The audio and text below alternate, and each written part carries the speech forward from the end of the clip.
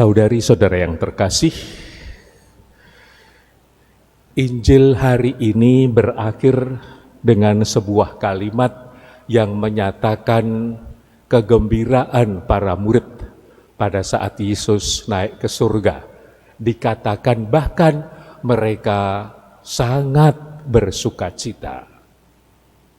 Kita boleh bertanya, ditinggal oleh Tuhan Yesus Kristus, ditinggal oleh orang yang sangat mereka cintai, yang mengajarkan banyak pesan kehidupan yang indah.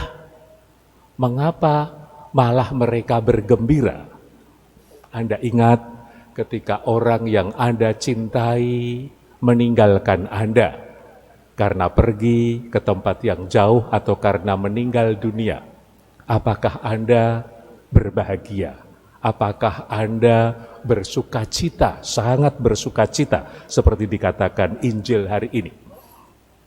Ada sebuah pepatah dalam bahasa Perancis, partir et mourir en paix. Berpisah dengan orang yang dicintai itu seperti mati, sedikit mati kecil.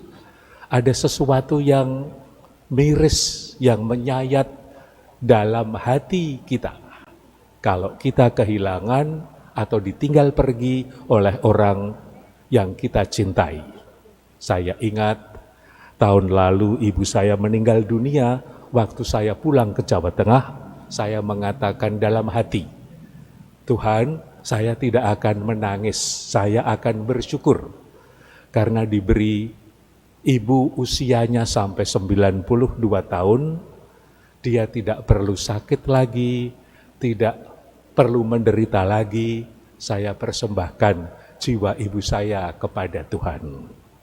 Di depan jenazah saya tidak menangis, tetapi waktu saya duduk sendirian di dalam kamar, saya sungguh mulai merasa kehilangan. Hari ini bersama kakak-kakak saya menjadi yatim piatu. Kendati mengatakan tidak sedih, tidak menangis, tapi rupanya kehilangan orang yang berjasa bagi hidup kita menimbulkan kesedihan. Maka bagaimana mungkin murid-murid Yesus tadi malah sangat bersukacita? Mereka bergembira, bersukacita tentu karena ada alasannya. Alasan yang pertama adalah bahwa Yesus yang selama ini mereka ikuti adalah Yesus yang berasal dari surga. Yesus adalah Allah yang datang ke dunia pertama kali saat ia dilahirkan dari rahim Bunda Maria. Antara kelahiran dan kematian, antara kematian dan kenaikannya ke surga, ada banyak peristiwa.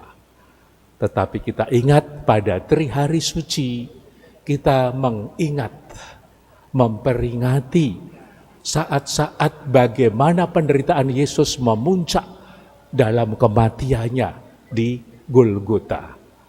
Yesus digambarkan sebagai Allah yang amat sangat menderita. Penderitaannya bahkan sulit ditanggung oleh manusia yang biasa sama seperti kita. Banyak orang saat itu sungguh kecewa. Harapannya hancur pada Yesus. Kita ingat perjalanan dua murid Yesus ke Emmaus yang penuh kata-kata yang sangat getir, pahit, luar biasa karena Yesus meninggal dunia. Pada saat kita memperingati kenaikan Tuhan, kita sebetulnya menyatakan bahwa Allah kita adalah Allah yang hidup. Allah yang tidak berhenti peranannya dengan kematian. Ia tidak dikalahkan oleh kematian.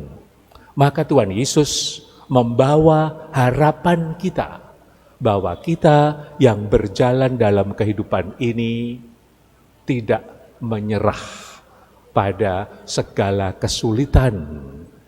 Juga yang paling berat, Yesus sudah memberi contoh bagi kita semua. Kesulitannya sangat berat sampai membawanya pada kematian. Tapi kematian tidak menghentikan peranannya. Yesus naik ke surga dan tetap menyertai kita semua. Kita persembahkan hari ini segala kesulitan kita. Kita yang mengikuti Yesus, memikul salib dengan sebuah harapan.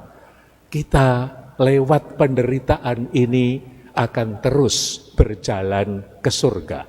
Kematian tidak pernah menghentikan hidup orang yang percaya padanya. Lewat kematian kita dihantarkan ke surga. Maka marilah kita berjalan dalam kehidupan di dunia, tetapi mata iman kita tetap menatap ke surga. Kita hadapi segala tantangan, kesulitan, dan penderitaan. Dan kita lihat dari surga Tuhan mengalirkan bantuannya kepada kita semua, membuat kita tahan dan terus setia dalam iman kita.